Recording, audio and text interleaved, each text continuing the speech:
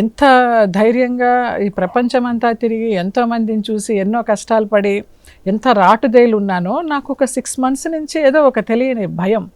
దాన్ని ఇన్సెక్యూరిటీ అంటారా, ఇంకోటి అంటారా, ఇన్సెక్యూరిటీ కూడా ఏమీ లేదు. నాకు సినిమాలు లేకపోయినా సంతోషంగానే ఉంటాను. సీరియల్స్ నా అంతటి నేను మానేసుకున్నాను.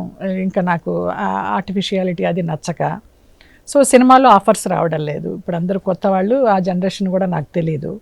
అయినా కూడా సంతృప్తిగా ఉన్నాను.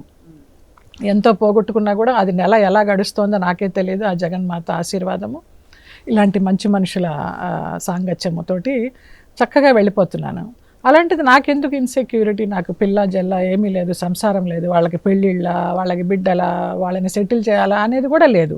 ఎందుకు వస్తుంది ఇన్సెక్యూరిటీ అంటే తెలియదు. సడన్గా ఒక దడ, అపాల్పిటేషన్ ఏదో అంటారు ఇంగ్లీష్లో, అలా వచ్చినప్పుడు ఆయన దగ్గరికి వెళ్ళడం జరిగింది. ఇలా ఉంది నాకు అని చెప్పాను. అన్నీ అవుతాయి, నేను చెప్పినవన్నీ చెయ్యని నాకు ఉప్పునీటి స్నానం చేయించి. ప్రజల చేతిలో గాంధీవం, అక్రమార్కుల పాలిట పాశుపతాస్త్రం. తెలుగువారి మనస్సాక్షి సాక్షి టీవీ. సాక్షి టీవీ ప్రసారాల కోసం వెంటనే మీ లోకల్ కేబుల్ ఆపరేటర్ను సంప్రదించండి.